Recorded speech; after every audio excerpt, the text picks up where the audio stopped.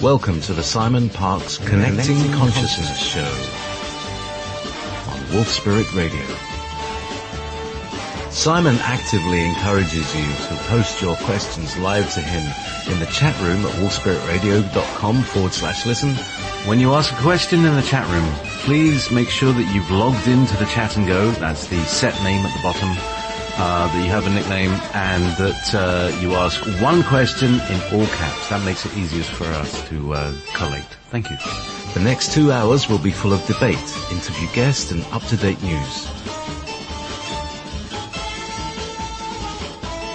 Please join Simon and play an active role.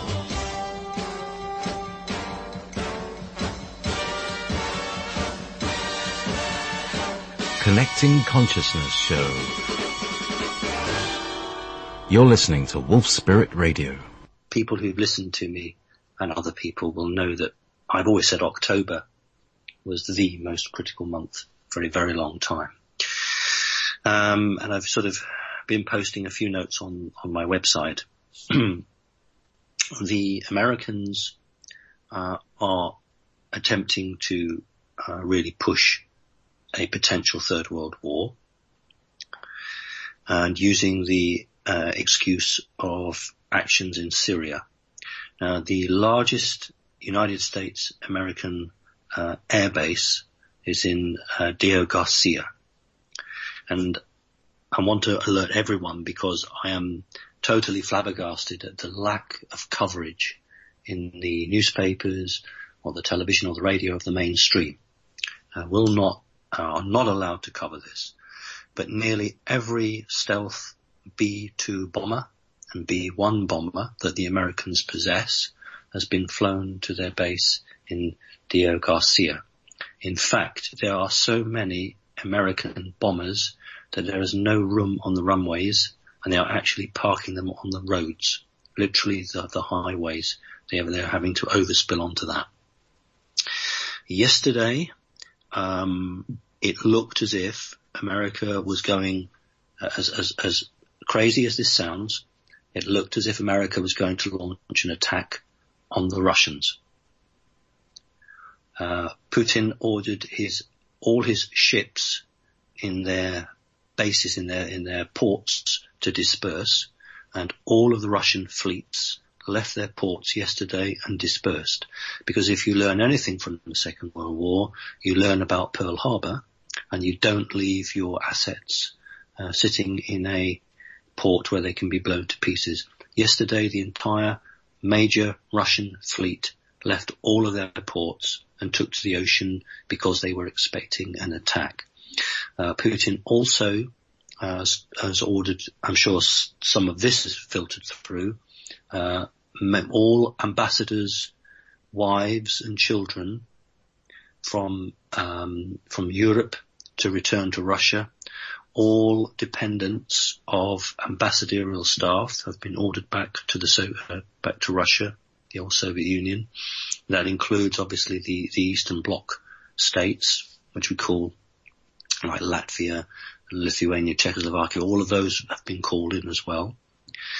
The Russian military has been put on the highest level except for war, and a proclamation has gone out to all of the Russian people on Russian television and Russian radio, telling that every citizen needs to know where his or her underground shelter is.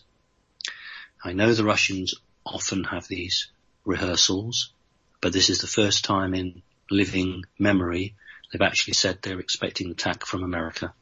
So they're actually telling the public they expect the Americans to attack them, and therefore that all individuals must now put food and water aside, and they must make their way, or learn at least, where the bunkers are. Now, this was yesterday. It was the crucial point, because the Russians responded in it was an aggressive, but it was a defensive aggressive posture. The Americans pulled back. However, civilian traffic control in America were ordered to divert all passenger flights from the route. So in other words, wherever missiles or craft were going to go into action on the run-up to Syria, and the fleets, civil aviation aircraft through their civilian controllers were diverted to keep the skies clear. And that was all of yesterday. So it would be interesting to talk to people who flew yesterday, because you'd probably find you had 20 minutes to 30 minutes added on to your flight times. It was incredibly, it was worse than the Cuban Missile Crisis, because with the Cuban Missile Crisis, people were talking to each other. The old joke about the red phone, the hotline between the Kremlin and the US. The point is that the Americans are not talking to Putin. And so what each side is doing is making statements to their people, which are then reported in the press, and that's how the messages are getting back. So the critical point was yesterday. Nothing happened. Today is still pretty critical, but not as bad. So that's the bit I want to talk about there, which is the most important part. The second point is the Deutsche Bank business, because people are saying, well, nothing's happened. Life goes on. It nearly did happen. People who were in Germany know that their cash machines were turned off for about 12 hours. So on 2 Fridays ago, all of the cash machines in Germany who are linked to Deutsche Bank's accounts actually were turned off. Deutsche Bank is facing a 2.3 billion fine from the Italians for fraudulent trading. If the Italians can force that through, then that will probably just about finish off Deutsche Bank. And I wanted to, before we go into questions, talk about the situation on the economy for the world. It's very important. If you were to add up all the gold and silver that is held by banks, so not private individuals, banks, it's probably been well, it has been estimated to be around $4 trillion. Now, on top of that, there's another 2 or 3 trillion for other precious metals or bonds. In all, the assets are around about 15 trillion. So if you were to be able to get your hands on ready money, that's about 15 trillion. The amount that's owed in debt is in excess of 100 trillion. And the best way to describe this to people, I've always tried when on a radio show or at a conference to try and use one sentence rather than 5, and to be as clear and succinct as possible, because there are some very lovely people out there, but they take 20 minutes to say something that could have perhaps been said in 5 minutes, and we just don't have the time at the moment on this planet to as we say in England, to faff around. Imagine that you are a lucky person and you've got a mortgage on a property. And let's say that property is valued at $250,000. So you've gone to the bank and you have got a mortgage for $250,000. What the banks in the world have been doing is declaring that $250,000 as money they've got when they haven't, because our individual, this fictitious person who's got a 25-year mortgage, is paying so many thousand pounds or dollars a month to the bank. But what the banks have been doing is actually writing in their balance books that they've got $250,000, rather than what they should be saying is, we've got so much each month coming in. So this is the derivatives market, and this is where the collapse is occurring, because when you actually look at the value of these financial institutions, they're pretty empty, because all they've been doing is literally claiming long-term loans as if they've got a one-off payment. What the reason the banks are surviving at the moment is they are literally passing debt between each other from the close of business, probably be looking at 10 p.m. at night, through to 5 or 6 o'clock in the morning. What they're doing is they're electronically passing their liabilities. So let's say, for instance, Deutsche Bank has a liability of $20 billion. What it will do is transfer it to another bank in another country, and that comes off its books. It will then declare for that day that it doesn't have 20 billion worth of debt. The other bank then moves that on quickly, and they're literally playing a game of musical chairs trying to move this debt around. The problem is that the debt now exceeds the total value of the planet. I don't mean the natural, but I mean in terms of the value that man has put on products. So if every country in the world was to pool its money to pay off the debt, it would take 2.5 years.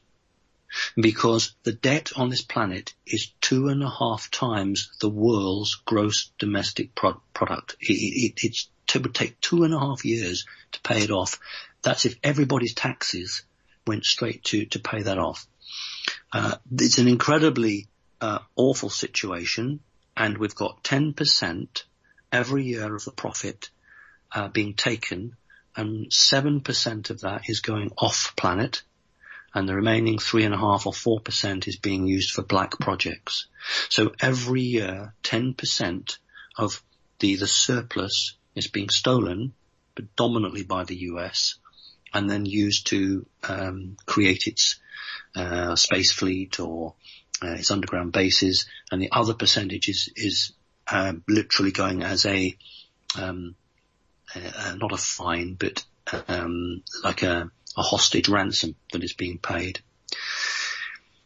We've got Jacob Rothschild, who 1 month ago made the statement, and I quote, that the world's banking system is in uncharted waters. Well, as I was chatting with Tywin today, it's not uncharted waters because the Rothschilds created the banking system. They know exactly what they've done.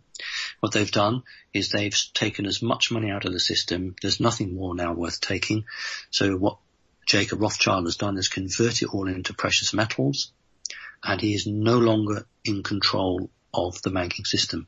And there are a number of well-meaning people on the internet who talk about the Rothschilds are no longer in charge of the bank, and the white hats are in charge. That's not accurate. What's happening is Rothschild is saying, I don't care anymore. There's nothing more for me, so I'm just pulling back from it. It's rather like a steam engine, an old-fashioned steam engine. Someone's throwing coal onto the fire and the train is charging along, but there's no one there to apply the brakes. So we have a situation where there is going to be a crash in the economy, as many of us have predicted, but we're not sure where or when or how. But certainly I would expect it to happen by January, February. It's got to happen by January, February. This month of October has been absolutely seminal. We've seen a near-war situation. We've seen Deutsche Bank nearly collapse. We've seen this absolute farce between Hillary Clinton and Trump. And the final part now, which leads me on to that, is that it is still looking as if Trump can win the election. The American plan is to create a situation in Syria, put boots on the ground, send between 250 and 300,000 American troops into Syria, then bring in United Nations foreign troops into America. If Trump wins the election, they will declare it null and void, and Obama will say that he can be a caretaker president for one more month, and then they will declare their plan is martial law, and the Americans then will, I think the citizenship will rise up against foreign troops, will be the United Nations troops, and that is the situation that we stand. So it's not all roses, it's not steady as you go. This really is the crunch moment. So I and many others have been busy, and I'm so sorry that I missed the last radio show. Incidences were occurring not to me but to other people, which did take my attention. So it's a load of news. However, that doesn't stop me thanking everybody who has so kindly sent me well wishes for my kidney stones and the terrible pain I was in, for people who have so generously donated. For all of us, I speak for all of us, without that kind donation, we just couldn't keep going. I certainly couldn't do all the driving, all the meetings, and feed myself without the support and help, because the system ain't going to give me a job, is it? So doesn't matter how busy I am. It doesn't matter how stressed things are. I will always thank people. I will always be aware of the kindness, the love. And that's why it's worth fighting for God's sake, because there are far more good people out there than is known. And the time is coming, I think, when we'll actually realize just how many decent people there are. So, okay, JP, that's the news. Let's go on to the questions. It's interesting. While you were talking, I was in the chat room, sort of expounding my opinion of money and the whole system in the first place. But we're talking about white hats and who are white hats and what, because there are people who are just coming into this. But there are people who have been around the whole conspiracy scene and UFO scene. It's funny how it's all happened like that. Like all the healers and all the UFO people and government investigators all come together to find the same information. This is where we find ourselves in this, and so we have all these people coming along and learning for the first time about all this. So, white hats, black hats. Do you want to just have a little word about that? Okay. Yeah. It's a traditional name that the intelligence services give to people in high positions, predominantly actually in the military, but not exclusively so, who haven't been corrupted. So there are plenty of generals in the American army who are not to shoot on their own citizens. We may well see engagements between American troops and United Nations troops fighting each other.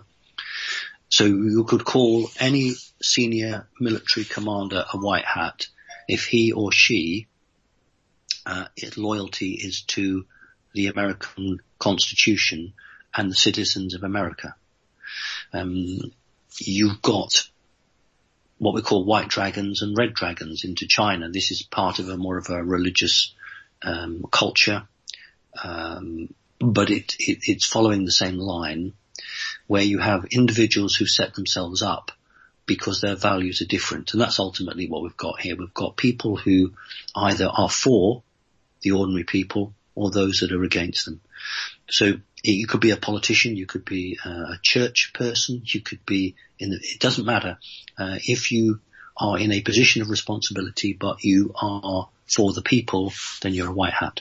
So it's a term given to these people, but the term comes from the intelligence community, predominantly CIA and MI6.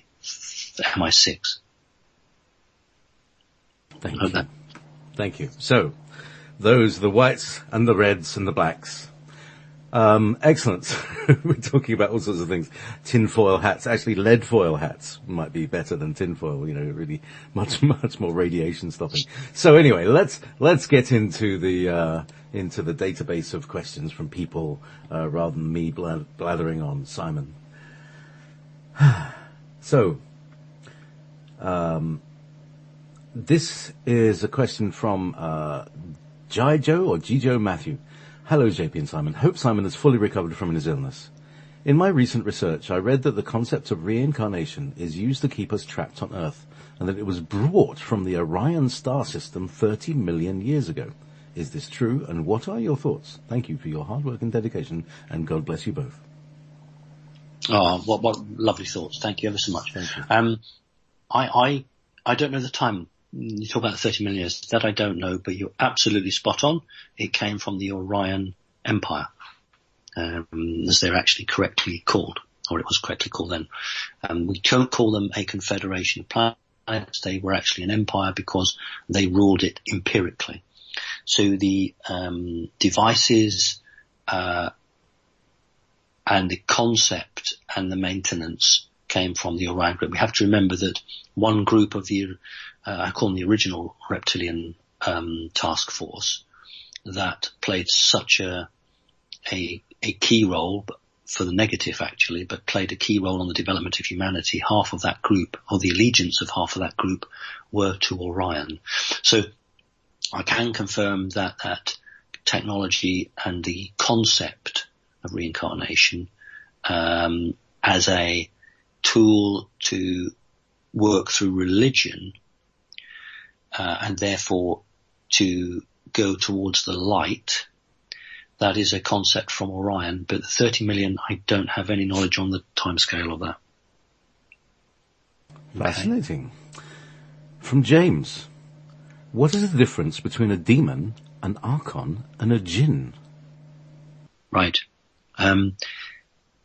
Well, depending on your position from the planet's perspective, in other words, if you came through a religious school, then you would use the word demon. If you were a Westerner, if you weren't from the West, but you'd come through a religious school, you would use the word jinn. But the questioner is trying to understand whether we're dealing with the same beings here or slightly different and what their history is. I think you can call a jinn a demon. However, a jinn, its frequency of a jinn, I always refer to them as having spiky energy. It's a very telltale, a bit like every human has a fingerprint that's unique. So every being from the interdimensional space, that's a space that exists between the third and the fourth reality, has its own frequency, and if you get used to them, then you can detect what's near you, even if you can't see it. So a jinn is a specific standalone being that has a strong connection to the earth and cannot be removed from its connection to the earth because it has a right to access the earth. Demons don't have that connection. A demon that comes from another realm, remember, a demon doesn't have to have a physical body. It can have a energy body, but then can take some sort of an apparition or a shape to it if it wishes to project itself.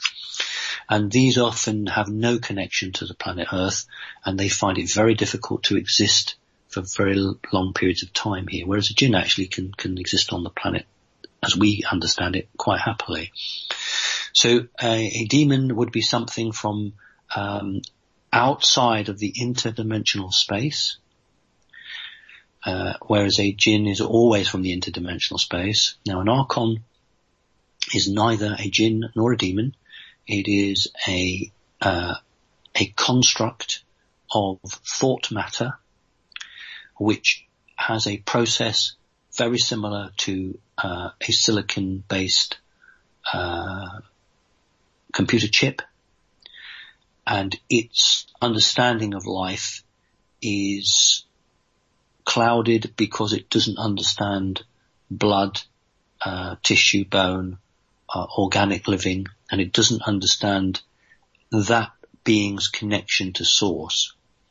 So in other words, an archon exists purely and simply to forward its own agenda and has no value base on humanity. So for instance, the Industrial Revolution, which took place in the United States of America, Britain, and a couple of other European countries very early on, that was a construct of the archons.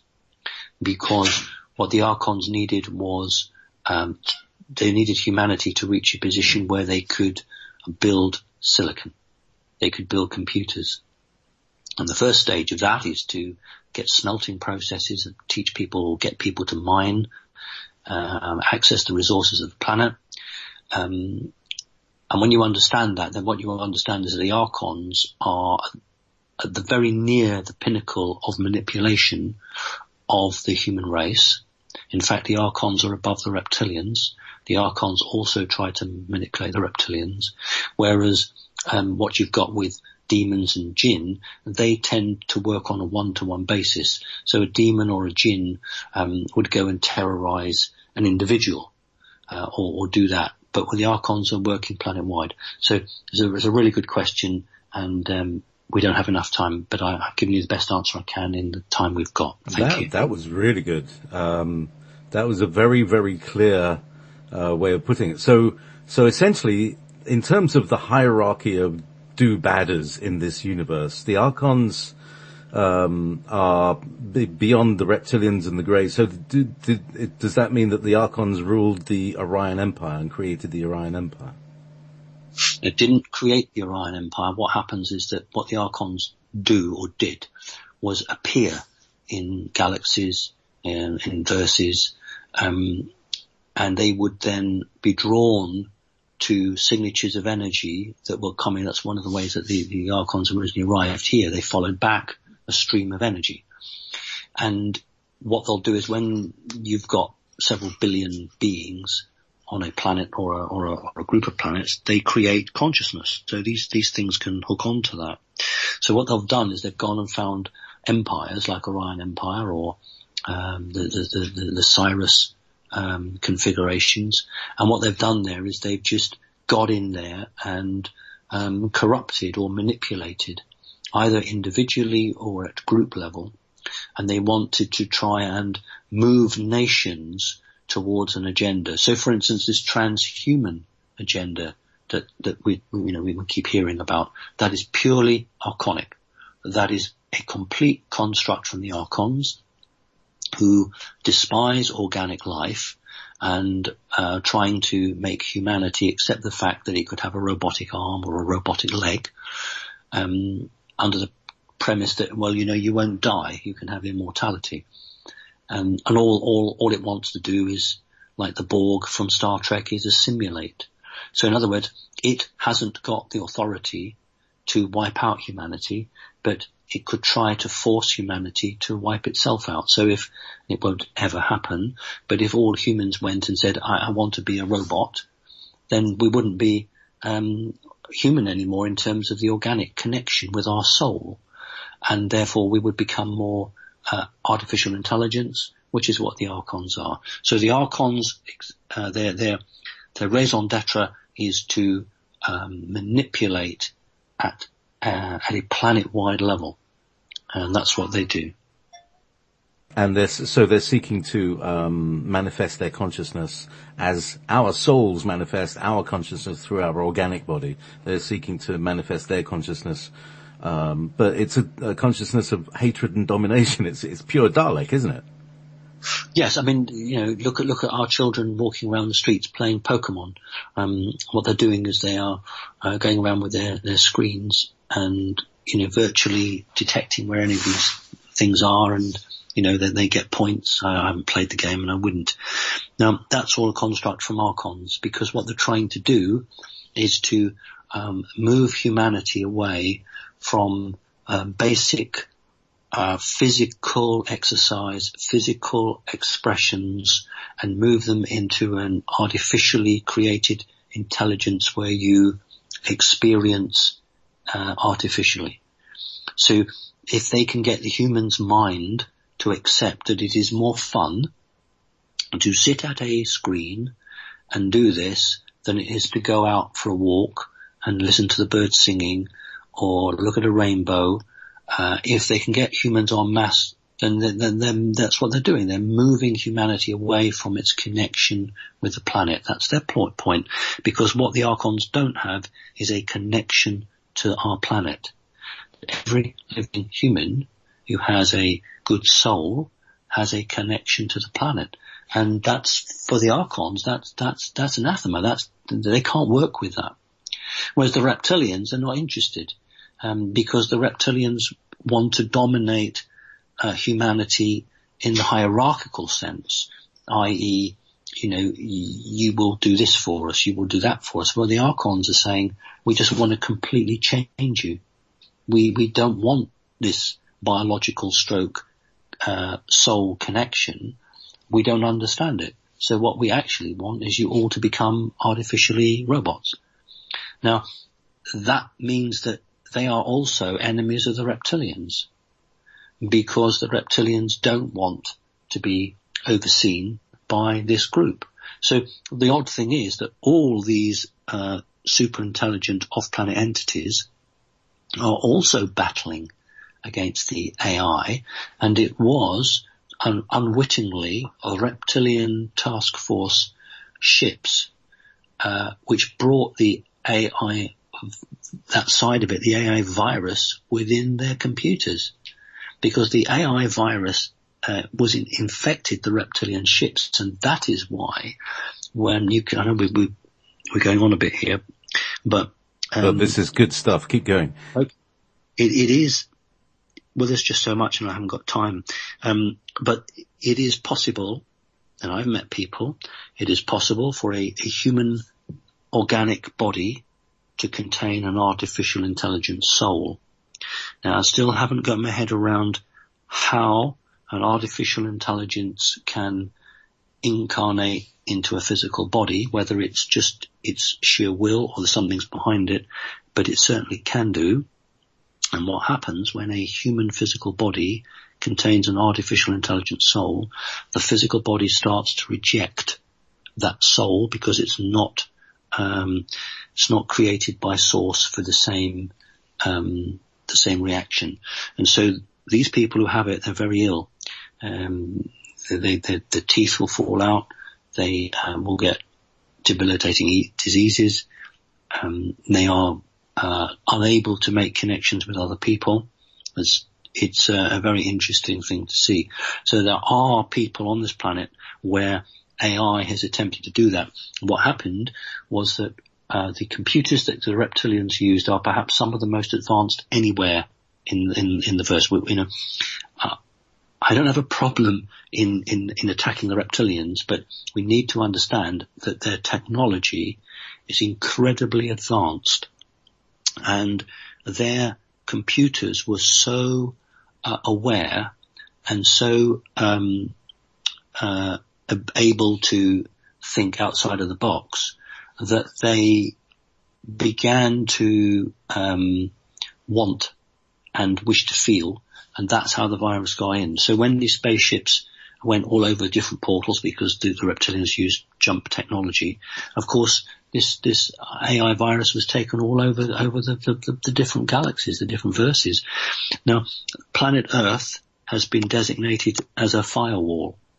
In other words, a number of what I call higher humans, Palladians, Lyrans, Andromedans, Arcturans, and a range of many others have decided that the battle is here, that this AI has to be stopped here, because if it's not stopped, they've modelled that it will just go on everywhere. So there are many reasons why good off-planet entities have taken an interest in this planet. So I'm sorry to have gone on, but I hope that's helpful. It is. It's outlining the mission for many of our listeners right here. So as far as I can see, you just laid it out there, Simon. So here's a question, very much more down to earth, literally, from Emerald Isle. Simon, Akara, meaning my friend, in Gaelic. When it rains on trees, the leaves vibrate like the strings on a piano. Is the vibration from the leaves fed into the tree roots? Is this vibration a message or a code from Mother Earth that is passed on to other tree roots? Wishing you, JP, and your families peace, love, joy, and happiness throughout our multiverse. From Emerald Isle. Right. Are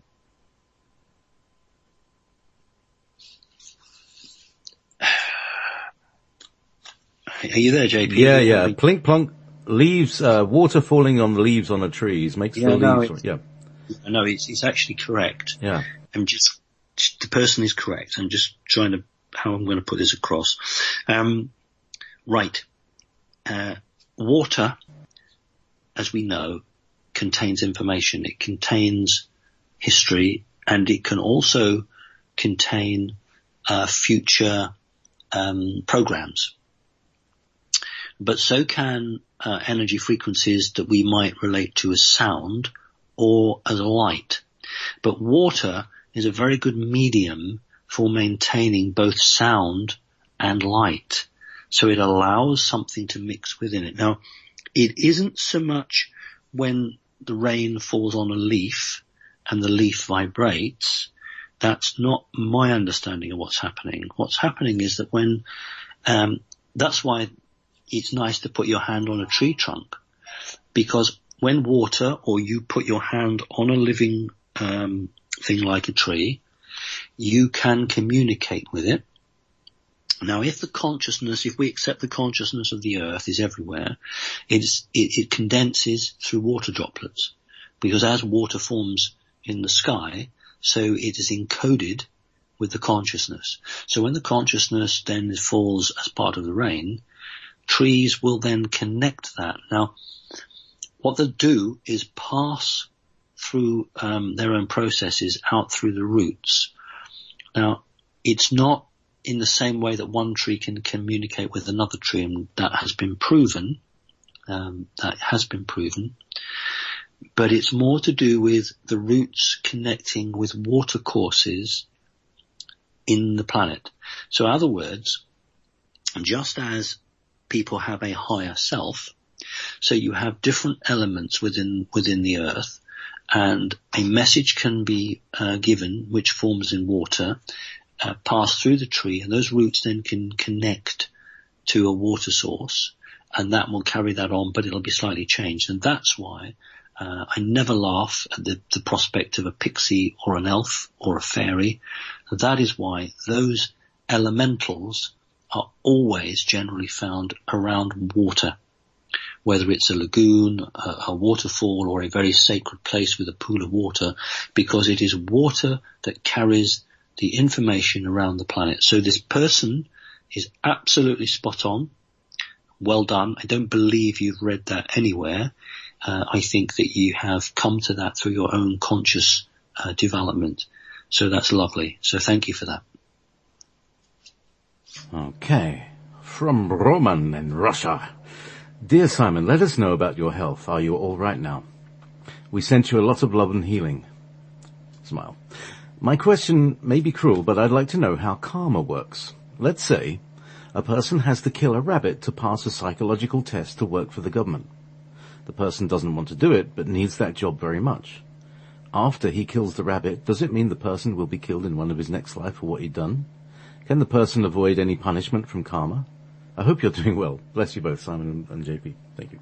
Oh, thank you. That's quite an interesting question, that, isn't it, JP?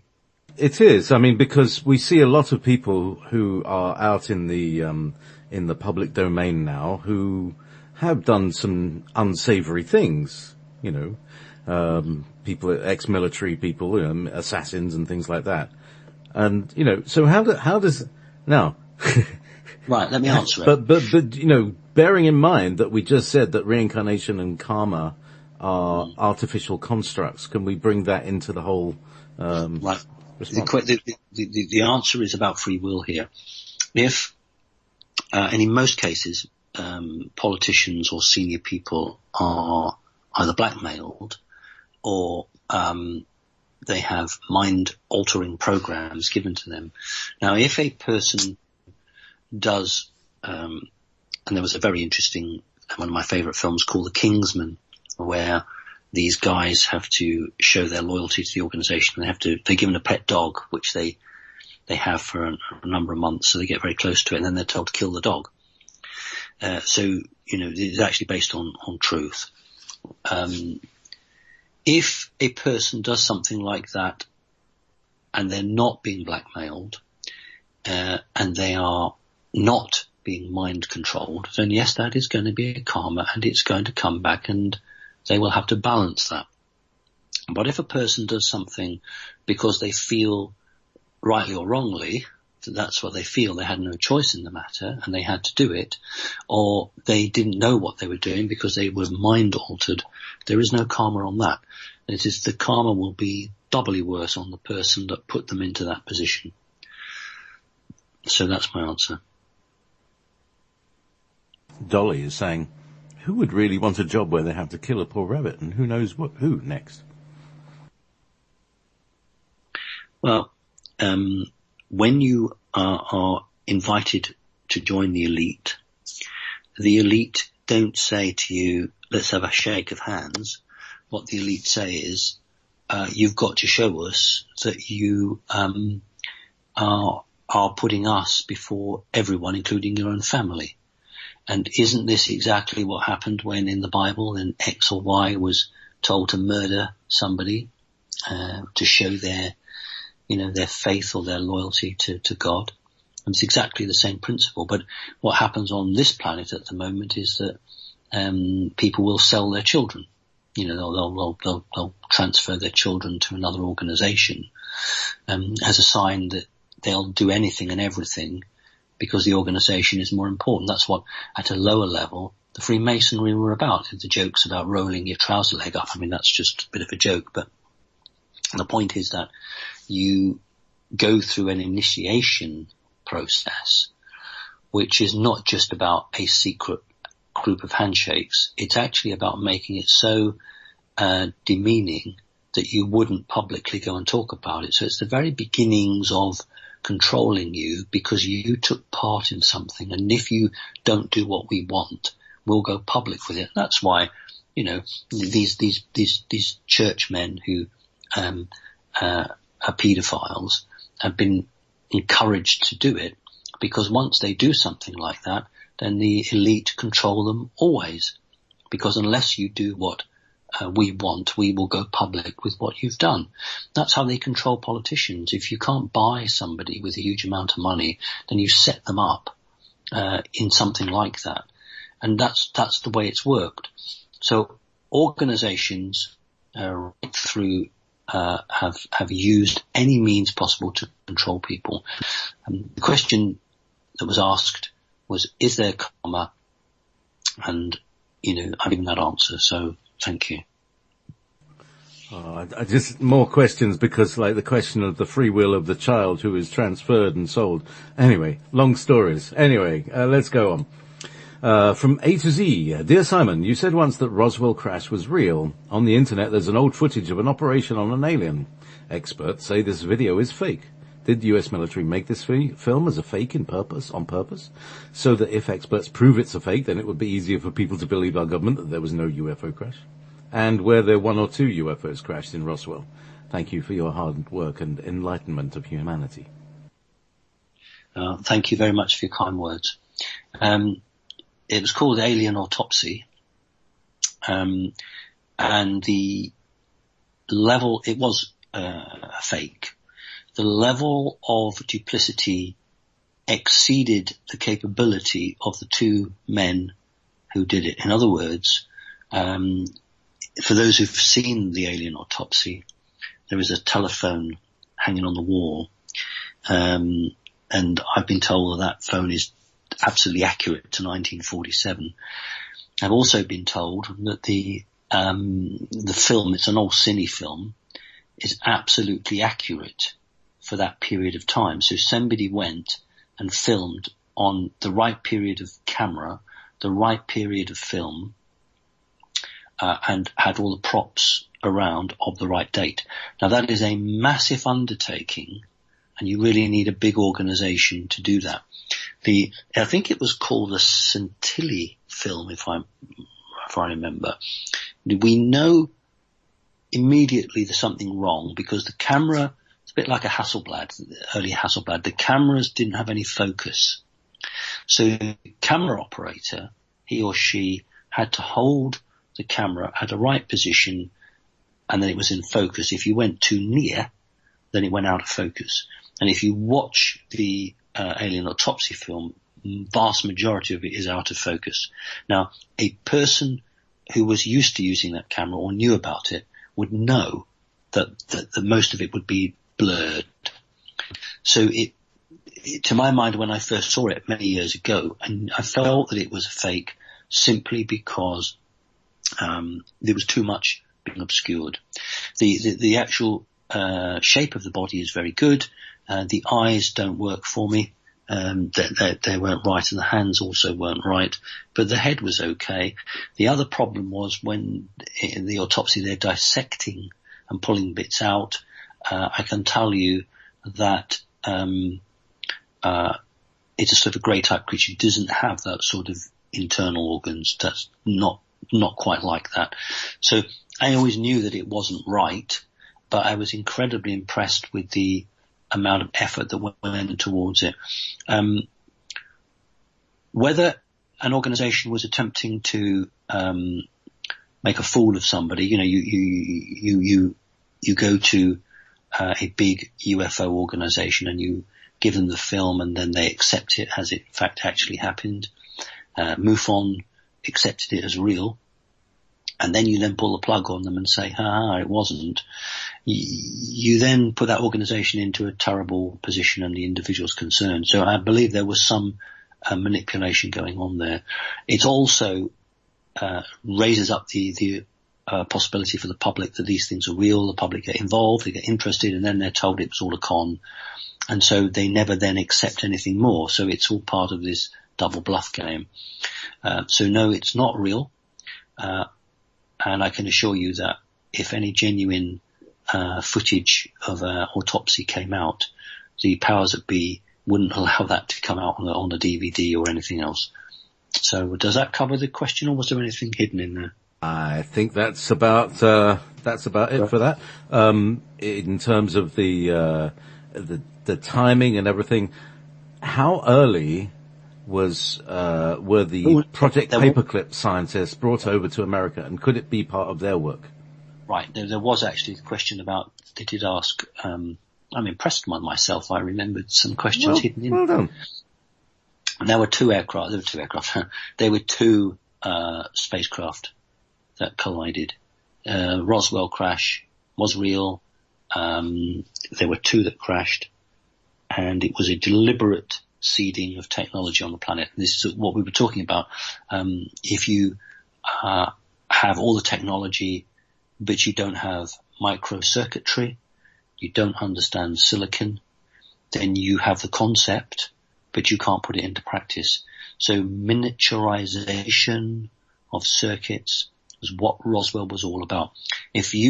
I'd say to people, go online, go onto a certain auction site and go in for pre-1960s radios or pre-1950s radios, and then people who are selling their radios like to, you're going to buy them, they'll show you the insides. Have a look at the insides online, and what you've got is wires literally soldered from one place to another. It's like a spaghetti box. It's just absolutely horrendous. And that's what the technology on this planet was. That's why, in the 1940s and 1950s, early part of the 50s, when police cars had radios, they were huge. That's why in the Second World War, and you see these pictures of Americans, particularly GIs with a radio set, it's a massive box because they all had to have valves and they didn't have miniaturization of circuits. What Roswell did was create the ability to make silicon, to miniaturize circuits, and suddenly the new age started. So Roswell was the Trojan horse. It was a deliberate seeding of technology, and we know that because the president at the time ordered the chief, it wouldn't be a chaplain, but of the American army. There is one religious guy who oversees all of the other religious guys who, serve with the American military. And this guy, 2 weeks before the supposedly unknown crash, went round and visited all of the bases, because what they were very worried about was that seeing aliens from another world would upset people and they would break their religion, because at that time religion, Christianity, was incredibly strong in the United States Army, much more than it is today. So they thought people were going to be challenged by seeing something from another world, and it would rock their faith in Christianity and thus would destroy their faith in the system. So we know 2 weeks prior to that, this guy, this senior chaplain, went around all of the bases in New Mexico in America. So it was all planned and all arranged, and the Americans knew it was coming. Yes, please, they wanted it because it was going to give them the technology that would put them years ahead of everyone else. So yes, it's the biggest thing that happened on this planet in recent years. Okay. Wow. Excellent. So, okay. A rather long question, but I think it's actually very relevant. So this is from Paul. Paul, I want to ascend. My question is, my son is turning 5 on December the 26th. I have been teaching him about chakras, meditation, other lives outside of our world, chemtrails, the importance of organics and GMOs, vaccines, etc. He's doing multiplication and can read at a grade 5 level. I tell him about the alien ship set up around Saturn's orbit, the Galactic Council, reptilians, Pleiadians, the fact that the moon is hollowed out and is a base. He even knows my energy is from Sirius and Andromeda. You gave me a reading and also read my son for a few seconds, and he had said he was highly psychic. He even knows you as Daddy's friend Simon from space. My question is, am I harming him by equipping him with this knowledge? I don't think I am, but nobody else seems to be teaching their kids the stuff around me. I mean, when my son gets a project in school on the solar system, do I tell him to follow the textbooks, or do I help him show that the solar system the way it really is, with many weaponized satellites and ships? Should he put the recycling grid around Earth on his project because he knows about it? I am scared for his future. Thank you. There's a lot of fun there, but it's an incredibly serious Yeah, it's question. a really strong question. It's a very, very good question. And actually, there are many people out there who haven't done what he's done for fear of affecting their child. What I would, my children are grown up, so I'm not going to tell you what you should do with your child. The way I'm going to answer this is say, if I had a 5-year-old child, I would tell you what I would do. So I'm not telling you what you should do or making a judgment on you. I would do exactly the same that you've done, but I would add the label that at the moment, what daddy talks about isn't accepted outside. And at the moment, when you go to school, and you are given questions for an exam, you will know what the answers they want to hear from you. So you give them the answers that they want to hear, because otherwise you're not going to thrive and you're not going to succeed within the system. Now, unless you're a multimillionaire, you can't stick a finger up at the system and live without it. So we've got to jump through these hoops. So what you need to do is do a dual education program. And what I mean by that is that if I had a child, I would say, this is what is expected of you outside of this house. And here are the books that you have at school. However, what we're talking about is actually very real. You won't hear a teacher or a tutor telling you this, but this is very real. And until the human world enlightens itself, I'm afraid this has got to be a subject that we can only talk about amongst ourselves and a few close friends. So you wouldn't be harming him, providing you give him the understanding that to be very open with that knowledge could actually affect the way he is interacted with his other children at school, how the teachers would, and how friends and family would. So in other words, you have to protect your children, but you also have responsibility for teaching them. One of the best ways, actually, is to try to seriously think about whether you want to give inoculations, whether you think that eating meat is a good thing, whether you think that if you're in a fluoridated water area, that's a good thing. So you need to think about the physical body of the child as well as the development spiritually. And each parent, he or she, will have to see how far they can push the system. In other words, in some bloody countries, you can't send your children to a nursery unless they've been fully inoculated. Well, unless you're a millionaire, you are going to need to send your children to some form of care, but they won't allow them in.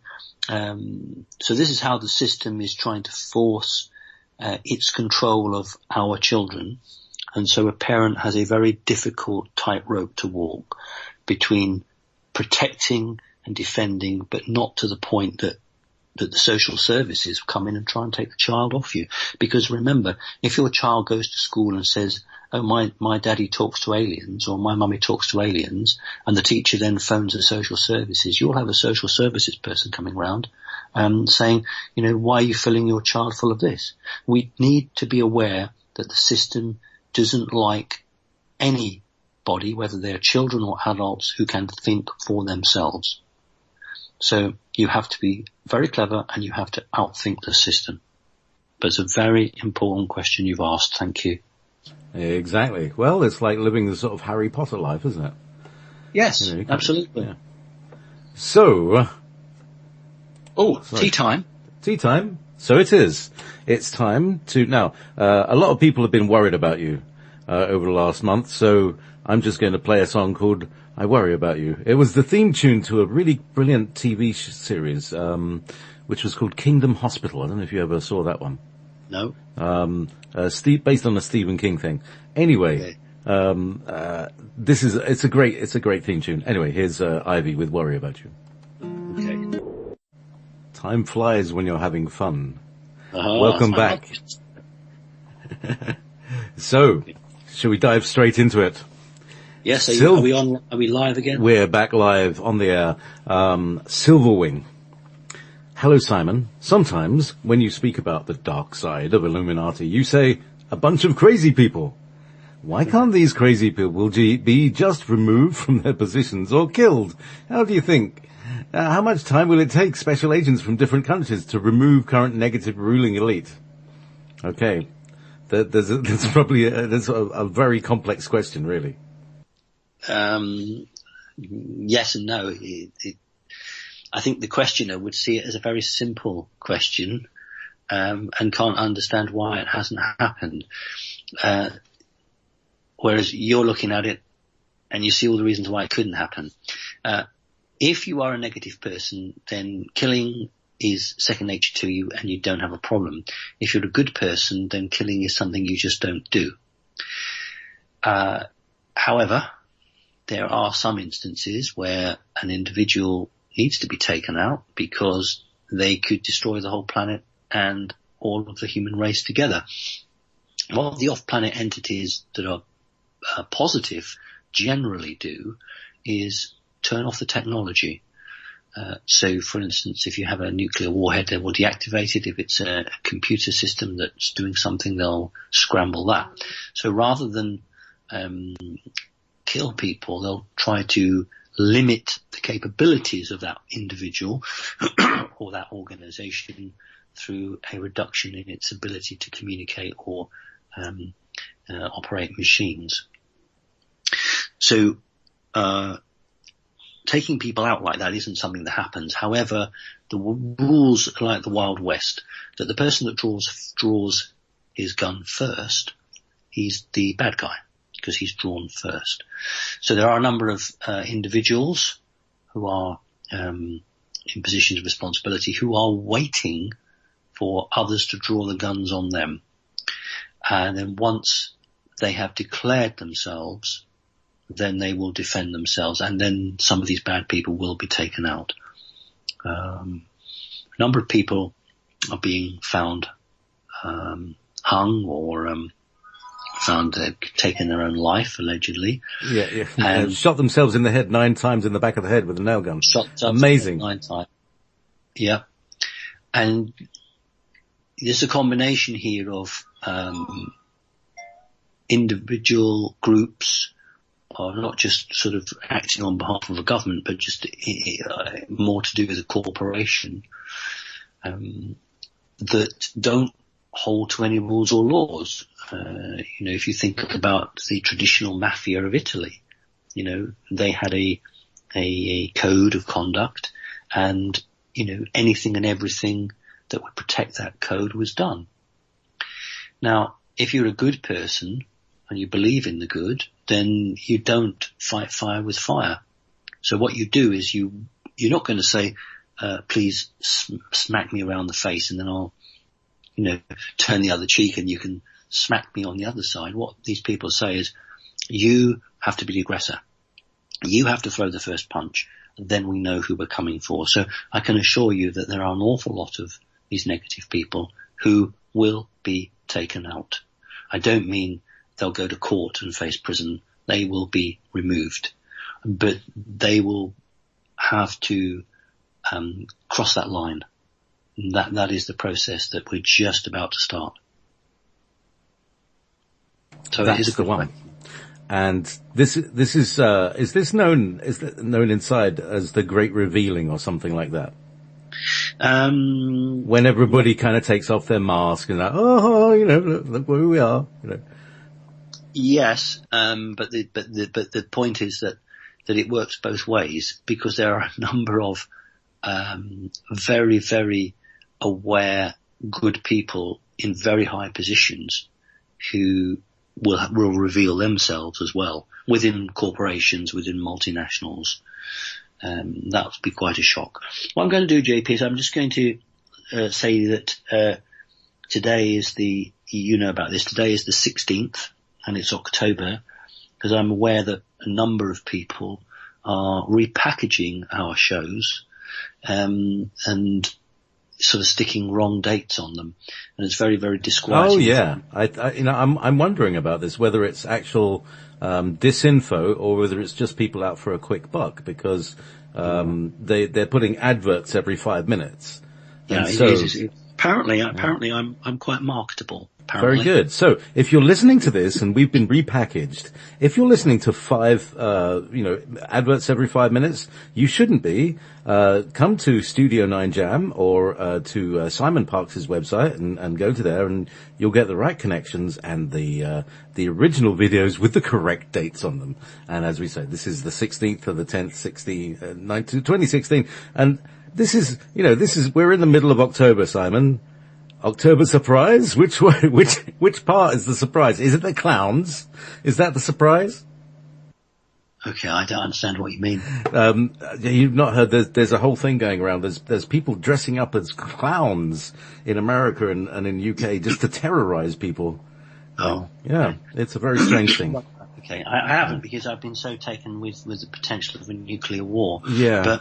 But I'm not being derogatory here. There's a combination of the energies on the planet, the good energies, is a lot for people to cope with, but there's also a lot of very negative, electronically, artificially produced energies, which are making some people behave in an incredibly irrational way. There are many, many, many good people who feel exhausted, really, really worn out, think they've been up Mount Everest, and then there are other people who are running around like a clockwork mouse, frenetically, seem to never run out of energy. And what we've got is the population is being bombarded with energies which range from very positive to very good to artificially created stuff. So I'm not aware of the clown business because I've been busy elsewhere, but clowns traditionally have a very negative, never mind what children 5 and 6 years old might think, clowns traditionally have a very negative energy to them, especially if you understand their history through the Italian culture and the hierarchy of the clown. So that would be a rather concerning development for me. Yes, they're out on the streets, so basically that's a signal, isn't it? Oh, definitely. Send Absolutely. in the clowns. Anyway, meanwhile, let's go back to the questions, because this is you're going to love this one. I mean, really, I'm not kidding. It's not. I love all of them, yeah, to be honest. But this is really good. This is from Anne. Dear Simon, I first want to thank you profusely for explaining how to escape the grid when we leave the body. My 88-year-old mother started following your advice the day she listened to your radio show. Good. Every night she would say as she closed her eyes, I want to go to God. She remembered this when she died, and I have confirmation from 4 different people who are psychic that she did escape the grid and reach her home with no problem whatsoever. She and I wish to thank you so much, and also let your listeners know that your advice works. My question is, when genetic manipulation or experimentation is used, as in Dulcie, do the created beings have souls, and do the genetic creators have any rights to the bodies or the souls that inhabit the bodies they created? Interesting. Right. Let me just deal with the first bit, and I'm going to have to ask you to give me the second question. Sure, I'll hold it back for you. Yeah, go. Very quickly. Right. I suppose if I was arrogant and pushy, I'd say, well, of course my advice works. But what I'm going to say is I'm really pleased that somebody listened to me, did their own thinking, asked their higher self, and felt that it was the right way to go, and practiced that mantra, because that's what it is, and through channeling or through the spirit, this person and others have actually got that confirmation back. If you really want something and you really put the time and effort in, nobody has the right to stop you. If you wish to leave the planet, and you've got some psychic abilities, you have to. There are holes now appearing in the grid, and you can do what this lady did. So I'm really delighted because she has found her peace. You know, for those of us who don't want to keep being recycled back here, it's terribly boring. And some people get to the point where they just want to end their life because they can't stand it and they don't know how to get out of the treadmill. So I always did this because I wanted for those people who'd had enough of it, or their contract was finished and they wanted to go and do something else, this was your ticket out of here. And you're never going to get this from Hollywood or the elite, because they want people recycled.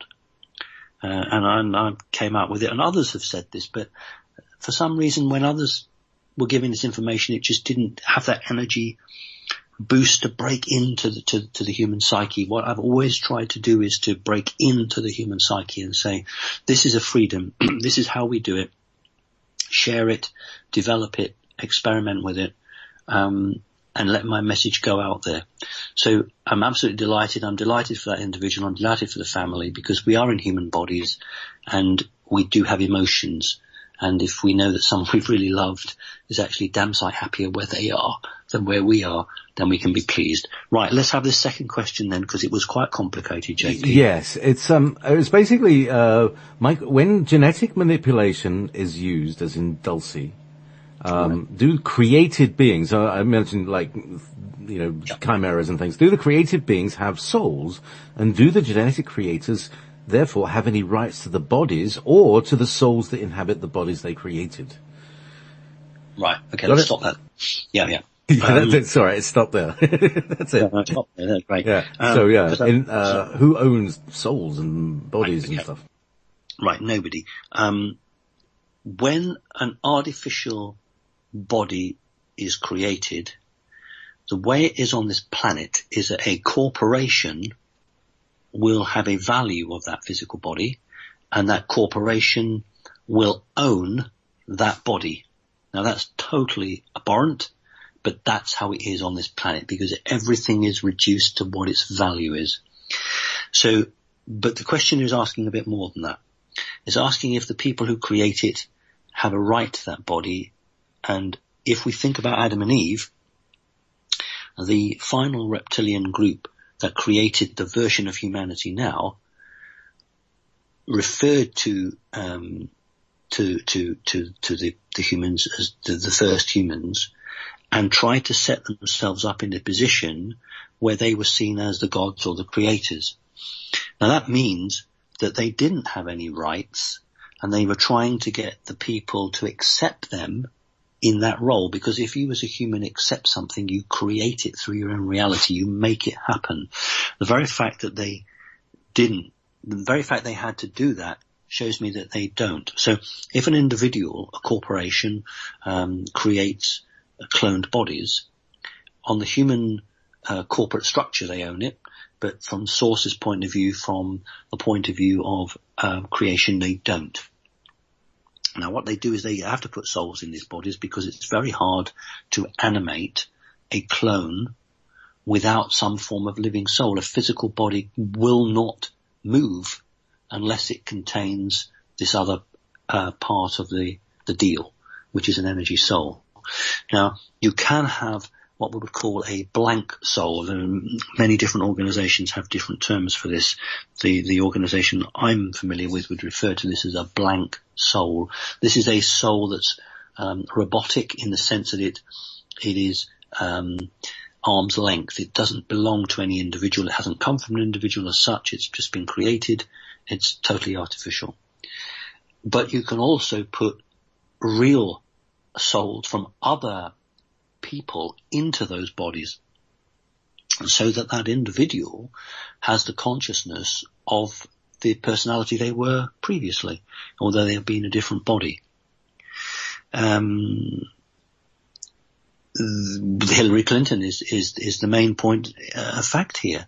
We've got a situation now where it looks as if the brain damage to Hillary Clinton is so great that the mapping of her brain waves to a clone would not be successful. In other words, it's now not possible to have a working clone with Hillary Clinton's soul in it, because it's a bit like taking a CD disc or a DVD and then getting a nail and scratching on it. And when you try and play it, you can play maybe 3/4 of it, but the remaining quarter, they keep skipping. And that's the situation with Hillary Clinton, because they can't now transfer to a clone. So what they're having to do is to use Hillary Clinton physical bodies with a remote type of soul, which can only operate for an hour or so. So I hope that answers your question. I could speak a lot longer, but you know what? We're already 20 minutes into the second hour. Yeah. Well, there's lots of questions about souls and stuff like that, removing bodies. So in general, this is a question from Eve. This is another question. Dear Simon, regarding technology to remove a soul from one body and place it into another, has happened to you, to Al Bielek and Duncan Cameron, to Stuart Sverdlov and others. How is this done? Is it electromagnetic? And what about those souls that don't agree? Very, very good point. A soul that doesn't agree can still be made to do it against its will. So that's the first thing to say. I have a partial memory. I'll just describe what I can remember of soul transfer. I've seen drawings that people have done of where they've actually seen other people's souls transferred. That's not what I remember, but that doesn't mean we're wrong, because each different race will use a slightly different form of technology. Right. I entered a corridor. The door opens, you go through. It's a bit like an airlock, but it's not. It's to stop the soul escaping. You have to have a trap, 2 doors like an airlock, because if the soul was to get out of the room, I know this sounds crazy, but if the soul was to get out of the room, then it can't, go back to source or what have you. So it's like a beagle. It'll escape and run. Yeah, you have to have a double door. Not because it's running away from what's happening, but when you take a soul from the body, the soul must have a body. So if you do it and you don't have a suitable body close by, the soul will revert to default, which is to go back to source and go and find another body. Anyway, you have this double door system. You go in. Well, this is the Mantid technology. I know the Greys have a different system. And then a long corridor. And I don't remember going down the corridor. I remember being in like a cubicle. And then on the ceiling, a device like a disc moving along and the soul hanging from it. And the best way to describe it was if you took a magnet and you held a magnet up and then you put a paper clip, and when you put an end of the paper, then the paper clip will just hang on to the magnet and it'll wobble a bit. That's exactly the best way to describe it. So this thing, the soul magnet, the soul hook. Absolutely. Moving along the ceiling with the soul there, and then the doors have to open and close so that it's with you. There's got nowhere else to go, so it will go into that body. So I don't know about electromagnetic. I wouldn't have thought that was electromagnetic is used to stun the soul, so it's possible that you would stun the soul before you bring it out, but most people are in agreement, and it's an agreement to do it. So it's not resisting, but in the cases where a soul doesn't agree, then I know there's a lot of pain involved. There is a lot of pain. Because I agreed there was no pain, that is a different process than the Greys use. The Greys tend to use a tank, and it's a bit more basic actually. Then they'll just sort of have another body by it, and the soul will sort of shocked out of the body, and then it just goes into the next one. And whereas the Mantid one is much more of a surgical type process. So I hope that answers the question. So it sounds like the Greys version is a little more brutal. And the Mantids can do it more gently, is that right? It's more primitive, simply because the Greys generally, not exclusively, generally don't understand emotions.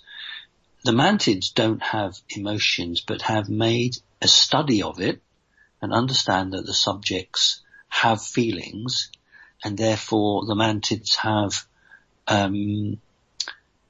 tried to accommodate that and I'll give you an example of the reptilians where I talked about 6 years ago, my very first big experience with the reptilians, where they had been taught to smile for me, to try to put me at my ease. Oh, how cute. So they have no concept of smiling, but in order to try and come across as something friendly, they've been taught to smile. Now, this is quite interesting because I went public with this 6 years ago, and did a conference which was filmed and went on YouTube, and I talked about how after a few seconds, these grins that these reptilians had just got bigger and bigger, and you could see all their teeth, and it was far from quite friendly or cute, as you say. It was very disturbing. Now, then what happens is Arnold Schwarzenegger, and I've talked time and time again how he has starred in films which have given us information. Arnold Schwarzenegger did the last one, I think, of the Terminator series called Genesis. And what happens is he starts grinning, and the star of the show or the other stars of the show say, "Oh, that's very disturbing." Now, I'm not saying that they watched me 6 years ago and put that in there. But what I am saying is that it's, and the elite know that reptilians attempt to smile when they're working with people to try to put them at their ease. And so what we have is, if you haven't seen Terminator Genesis, do please watch it, because you will see Arnold Schwarzenegger as a robot trying to smile, and the humans saying that is disturbing. And that is exactly what I said 6 years ago, which is on YouTube. I don't know which one it is, but some bright spark will be able to go and find that. So some off-planet entities attempt to understand us as humans. Some don't even care. And that's why, so many people who have interaction with greys, they say that what really upsets them is that the grey never talks to them. It doesn't engage with them. It just does things. And it seems so unhuman. And I actually spoke, when I say spoke, I don't mean with my mouth. Communicated with a grey some time ago and asked why that was, and there was quite shock. And the reason, in most cases, that greys do not communicate with their subjects is because they don't expect the human to remember. And they say, well, what's the point in talking to the person? Because when we put them back, they're not going to remember any of it. And I said, do you know that many of them are remembering it? And that's absolutely confounded them. So the main reason the greys don't communicate when they're doing these surgical operations is because they do not expect the individual to have any recollection. So, walking along with a mantid, just like a grey or a reptilian, will communicate through its mind to me, but a mantid will use its arms as a gesture, because it has learnt that humans, when they speak, they use their hands to reinforce what they're saying. So, but a grey won't do that. A reptilian will if it's aggressive, but a mantid will be more Italian in the sense that it will use its arms in a very flexing way and use its arms to bring a physical expression to what it's saying to you with its mind. Now that means that they've gone to the trouble to understand humans, whereas many other species don't give a fig. That might be quite elegant looking, I imagine. Or scary. I don't know. No, it is quite elegant. If they're walking down the corridor, and I mean the thing is, look, when you have communication with somebody from your mind, you have to do two things. You have 5 people in a room and you want them all to hear, then you send your communication out as a wide burst. If you only want to talk to one person, and this is what many don't understand, you can actually do that. You can actually take a needle, like a needle ray, a needle thought, which will just go to that one individual and the others won't pick it up. If you have a very close connection with somebody, you can have a private conversation with them which others can't hack into without being very ham-handed and difficult. But what the mantids that I'm familiar with, when they communicate with you, they'll look at you. Now they don't need to. if you think about it, if you're psychically communicating, you could turn your back on somebody and still send them a message. But because the mantids understand humans, they will look at them. Number of greys don't necessarily look at people. Some do, some don't. The reptilians tend to look at people because they're trying to intimidate them. So, people who write books and go online and don't really perhaps have the full knowledge that others have actually understand the nuances of what goes on in society, or the connection that exists between different creatures and the human race. So I hope that's helpful anyway. Well, that is. I mean, see, we're all going to become more and more telepathic, and we're going to need to have a little bit of coaching on, like, what the hell is going on, and how do I focus this? How do we get hold of the control panel in our minds that allows us, or is it in our hearts, that allows us to do this, like narrowbane, all that stuff? This is a really important point, because if a 3-year-old child became telepathic, that child would not have the social skills physically. Whereas if a 50-year-old person suddenly became telepathic, they would still use their hands, they would still use their expressions on their face, they would still conduct themselves, but a 3-year-old who became like that wouldn't necessarily do that. So what we will have is a number of children increasing who will have this telepathic ability, but will have less connection with humanity in the physical. So, it does have to be not managed, that's not the right word, but, it does have to be guided, because otherwise you're going to have different standards of interacting with people, and it's going to be quite off-putting. So you're absolutely right. We have to be free physically in many ways before we can be free psychically. Some people think the psychic release comes and that forces the physical release, but actually, if you think about slaves in Africa or America, you had to strike the chains off them so they could run. And in many ways, what the human race needs is the chains struck off them so they can be free. And that's what we're fighting for, isn't it? Strike the chains off. So, talking of chains, Bella has a question. I'm just doing this sequentially, it's just one from another. Dear Simon, regarding beings from Sirius A, why did they come here, and why did they give dangerous technology to Earth humans? Montauk staff said these beings gave them wrong time travel coordinates, which resulted in the death of many thousands of children experimentees. Is this true? And if so, why did the Sirius A beings do this? What is their agenda? Good question. Somebody's done their research. Well done. Let's just start with a number. Let's start with number 1. And we'll have a number 12. And let's say that we live on number 6, so we're midway, so between the 1 and the 12, we're about midway. If we have time travel technology, we may not be able to go direct from 6 to 12, but we may have to go from 6 to 7. And then 7 to 8. Each time we reappear, we put a tear or a rip or a distortion into the time field. And it's a bit like digging holes in grounds. If you dig enough holes in the ground, the whole ground will collapse because its integrity has been destroyed. This was a deliberate attempt to trap the humans in time travel technology, because if you go forward, you do have to surface at certain points. Each time you do, you create a hole, which means that it's incredibly dangerous for redoing it or coming back again. So this was a deliberate trick to entrap humanity in a way that allowed others to come back into those holes. So for instance, if I'm number 52 and you've been playing around with time and you put a hole in at number 22, I might not be able to come all the way from my big figure right down to 3 or 4, but because you've put a hole in at number 22, that's midway between you and me, and I might then be able to come through there.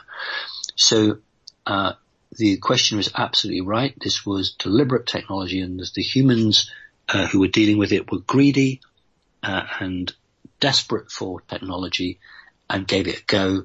And if you think about in the war years when the Philadelphia experiment took place, that was part of this. Every time that ship emerged, it created a rift in time. Fascinating question. Well done. You've done your research. You're absolutely spot on.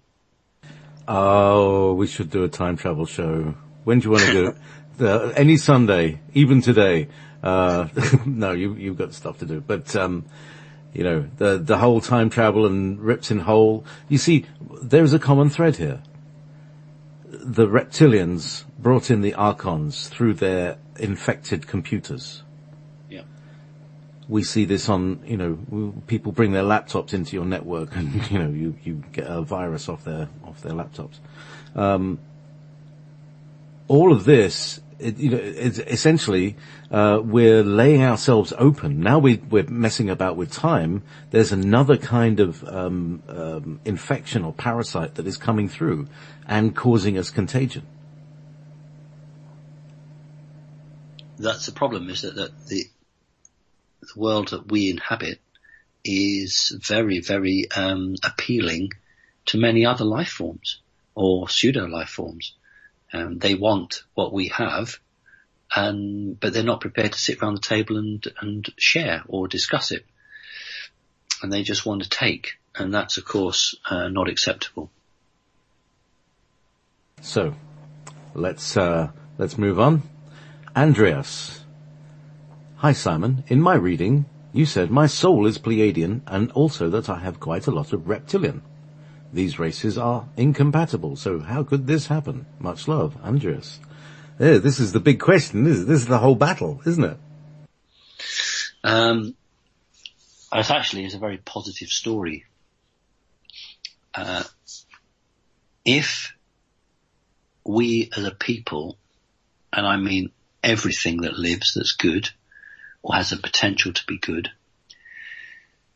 in order to try to understand your enemy, I'm going to use that word, you have to live next to them. You have to be with them. And so there are good reptilians, and there are those who wish to change.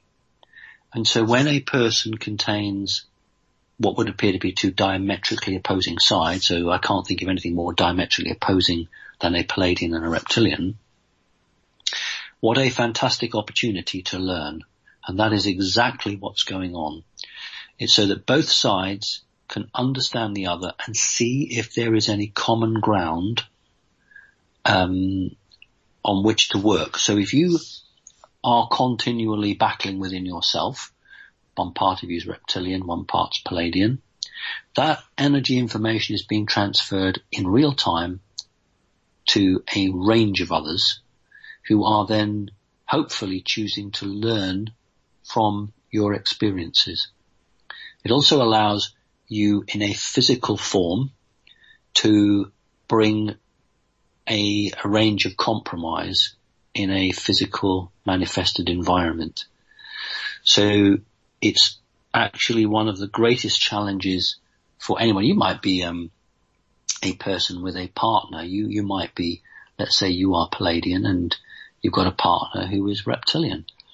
And you think, well, you know, what the hell am I with this person? You know, we don't get on, etc. But then you do get on other ways. And, you know, there is a test going on. There's a massive experiment in many countries, which ultimately Source is very interested in, to see if the things that it has created individually can actually work it out as part of a wider family.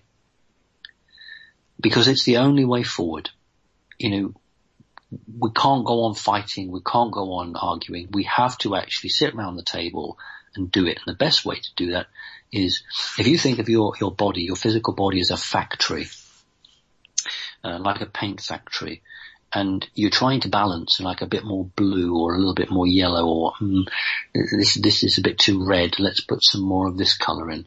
And what we're trying to do is to balance the needs or the intent of one strong energy field with another. And if an individual can come to peace with themselves or have a relationship with somebody who's very different from them but make it work, that is the blueprint which can then be recopied, because if that individual made it work, then others can make it work.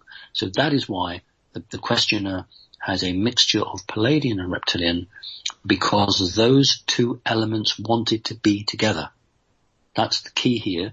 They both agreed to work together in one physical body, because otherwise you wouldn't do it. Why would you be in if you think of the body as a container, it could be looked on as a prison. Why would you put two desperately different elements into a prison, bumping into each other every 2 minutes? Because they both agreed, they both wanted to work it out. They obviously are enlightened, both those elements. They'd realised that this can't go on any longer, and wonderful that they should do it. So that's what that's all about. Excellent. Because that's where we're going. Yeah, having a reptilian girlfriend. Yeah, tell me. Anyway, meanwhile, okay. Right, okay, so, this is from Parvati. Dear Simon, I hope you can answer this question. Several people have said that US military has technology from Project Bluebeam that allows them to project a 3D hologram that can be seen and photographed. And this technology was used on 9/11. At least one witness on the ground said he was looking and saw no planes. Detailed analysis show we were shown fake footage as from a video game. On the other hand, some people have claimed that 2 black boxes were found and they worked on one of them. Can you tell us whether any physical planes struck the Twin Towers on 9/11? Right. There is a very good bit of footage on YouTube which shows one of the airplanes and its nose popping out the other side of the building. And on British television, some 5 or 6 years or 7 years after 9/11, there was some, we call it in Britain a skit, where you have fun, and it showed an aeroplane crashing into the House of Parliament. In fact, we call it Big Ben. It's all part of the House of Parliament for our American listeners. But in this little joke that was done, this aeroplane crashed into Big Ben, and hey ho, its nose popped out the other end. And that's a very, very clever under the carpet jibe that much of what we saw was just literally done on a computer. What the questioner hasn't added, and I will add, is that Project Bluebeam can also produce sound. I've talked about, when the situation with Cuba was very bad, they were going to use Project Bluebeam to show the Virgin Mary to the people in Cuba, because they're very, very strong Catholics. Virgin Mary was going to tell them to rise up and throw Fidel Castro off. And the destroyer, I think it was a destroyer or a frigate, with the device on board, was actually on its way to Cuba, and then President Kennedy got in and said no and called it back. So that was back in the early 60s. I can assure you that their technology existed 15 years ago to project a person who could walk into a room and have a conversation with you. And that person would appear to be real from a distance.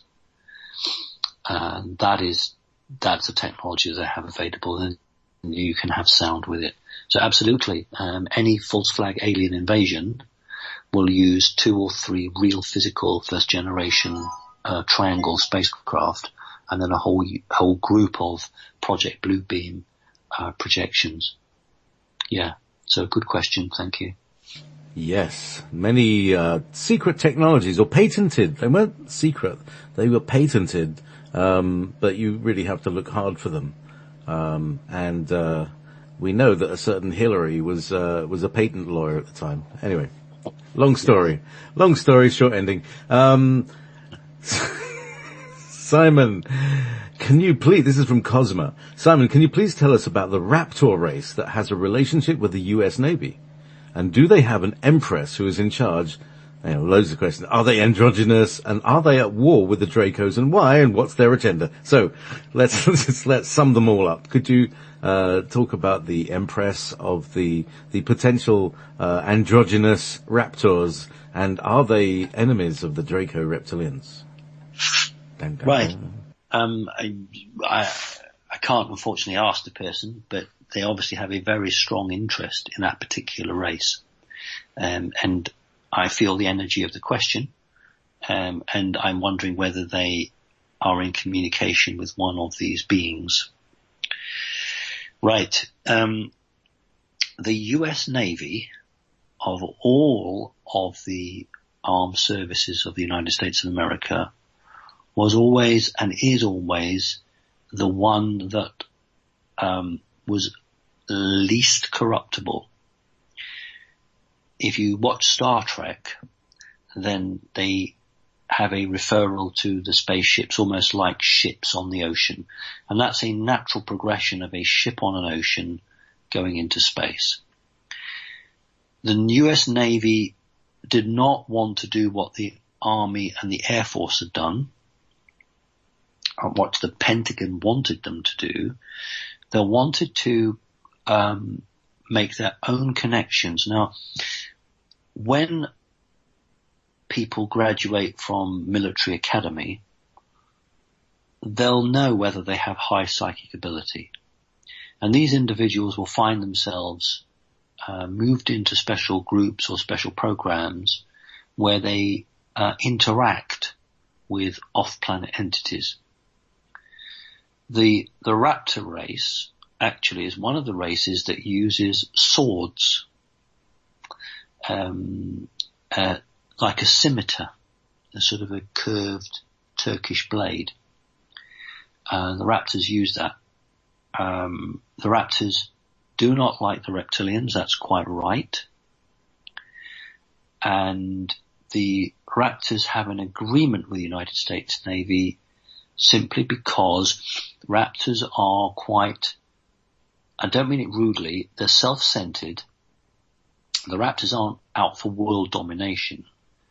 And they rather like the fact that the United States Navy is a self-contained entity within itself, I mean a corporate entity, and doesn't deal with many other outside races or influences. So the raptors have a one-to-one association with the Navy and don't mix and match. So you don't get raptors popping over to the Air Force or anywhere else.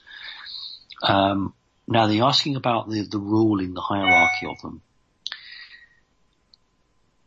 The warrior clan is very strong male energy, but the feminine line was originally sort of through a royal line, a ruling royal line, which weakened over time and it became more balanced. So you've got the male and the female now much more balanced. I couldn't call Emperor and Empress because what's happened with the raptor race is they've fragmented. So you've got groups or colonies in particular planets who are totally standalone. So you can't imagine an empire where you've got 50 planets and everybody of that particular raptor race is, all up the chain of command. That is not what's happened with the raptors. They are individual groupings who have created their own type of leadership. Just like the old Chinese or Scottish clans, in times of great stress, they would all come back and support the top individual. But generally speaking, you'll find a group of raptors make an agreement, not with a planet, not with a country, but with a particular aspect that appeals to them. And the fact that the Navy goes out in the sea, it explores, it faces challenges like that rather appeals to the raptors. Also, the raptors have very sharp teeth, and they will rip their opponents if they can, literally limb from limb. So I'm sorry that was quite a long answer, but that was a very good question. So, wow, there's more to heaven and earth than is dreamt of in your philosophy. News to some people, the raptor's existence. Thank you. Okay, from Empress to Goddess, Susan Broderick. Thank you for the invaluable support you give all light workers. Without it, our hope and faith would certainly waver in these chaotic times. Question. If the goddess is the creator secretly worshipped by those who promote such symbols worldwide, i.e. the Jesuits, why are women globally dishonored, disrespected and treated so cruelly and harshly? Good question. Because what evil people wish to do is to control the physical body. When you are evil, you wish to turn everything your way. So I look on that as corruption. So if you take something which is pure, which is divine feminine, should be pure, if you're evil, that's anathema to you. So what you want to do is corrupt it, but because it's divine, it has a connection that the males don't have, and that's very powerful. And so by trying to harness that energy, negative people are attempting to boost their own magic or their own control by usurping or hacking into that connection. That's why, and I've said on a number of occasions, in Great Britain you have a woman prime minister. In America you supposedly have a woman who's going to be the president. You've got in Germany a woman who's the chancellor. And if you are manipulating these women, you're doing so because you are trying to alter or influence things on the planet through their feminine divine energy. The church fears women, and that's why witches or very knowledgeable healers were persecuted, because women generally cannot be manipulated on the energy level as a man can. So women offer more of a resistance to evil doings than men. And so if you were a large multinational and you were under control of a satanic force, you would wish to, through your Hollywood or your studios, you would wish to corrupt women because you can use that energy. So that's what it's all about. It's about controlling the physical body and using that energy for nefarious purposes. So the Jesuits will say one thing and do something completely different. So that's your answer. As they do all the time. Thank you. Now, this is a dream. In a dream, some humans were tested by aliens. The humans were to discover and perform some task, but all they did was scream in fear. My thoughts were, you're doing it wrong. I could do this. I received a thought. Wanna try? I'm thinking, wait, you mean now? At this point, I was in my typical paralyzed, half-awake state. I could sense a completely invisible orb closing in on my nose from below, which I could accept or block out. I felt rushed to make a decision now as it kept closing in, and eventually I accepted it inside my head. I thought I'd teleport somewhere now because I felt my soul diving, but instead I dove into complete control of my body. Did I make some agreement, or did I cause this experience alone? Any ideas? Right. When a person begins to wake up, and I mean spiritually or more importantly psychically, if that person wishes for something to happen, then they may be given the opportunity to test. Generally speaking, the vast majority of people fail simply because the programming on this planet kicks in and they're not at soul level able to overwrite the programming that's organic. In other words, I see a ghost, I see a demon, I scream, I hide. How many children cover their heads with the bedclothes at night time because they're scared? how many children, how many of us have taken a torch under the blankets with us? So at that age range, you are already programmed.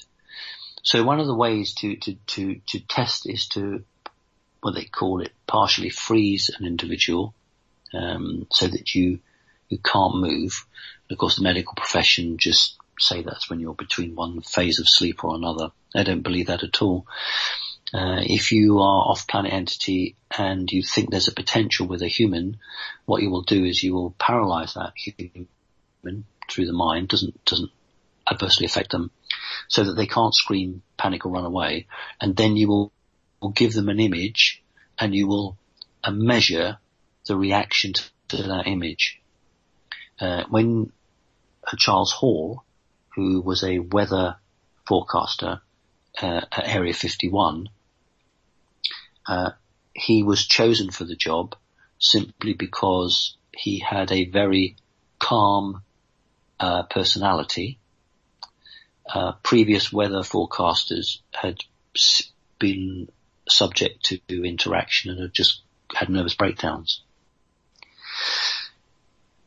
So if you're testing a person, you don't want to give them a full-blooded view of a 15-foot reptilian because they might have a meltdown.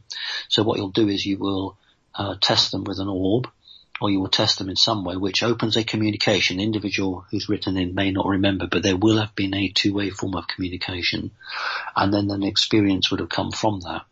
And depending on that individual's response would declare whether there would be a further experience, much more real. Number of people who see off-planet aliens don't see the real face.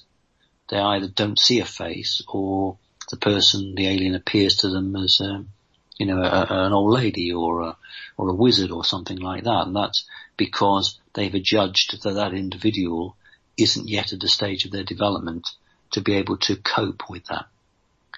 And I've always said that if you take a 2-month-old baby and you put it on an airplane, and every week you fly that baby on an airplane from one airport to another, and you increase the distance over time, by the time that child's 5 or 6 years old, it'll happily go from JFK to Heathrow Airport, providing nothing bad happens. And in my case, the entities that I saw were their real face from a very early age. So by the time I was about 5 or 6, I knew no different, and I accepted it. But had I had a disposition that would have been very nervous or, fearful or hyperactive, then I probably would have reacted very differently, because I am quite a calm person. When faced with something, like that, then the reaction that I have has meant that they've come back and come back and come back. If you go to pieces or you freeze, scream and shout, well, they won't come back unless they're trying to hurt you. So it's very, very complex, and I would suggest that in your case that you were being tested to see, firstly, whether you accepted it, whether you understood it, and once you did and you were out of your body, just how far could you go with it? So that's my take on it. And that little bell rings the bell that says it's the time of the hour. Thank you so much, Simon.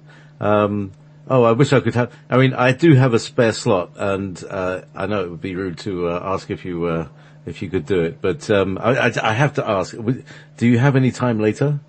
No, okay, don't worry. When I give myself to this radio, I really give everything. It's not like running up a hill, but I know it takes it out of you. Yeah. Really good. So, I'm gonna have a rest. Listen, I love everybody, everyone who's been so kind, and supported me in whatever way. It's really sort of reminds me why I and others do what we do, because, it's worth fighting for, isn't it? So listen, God bless, and thanks very much indeed. Thank you very much, Simon. God bless you. Yes. Bye. Connecting consciousness.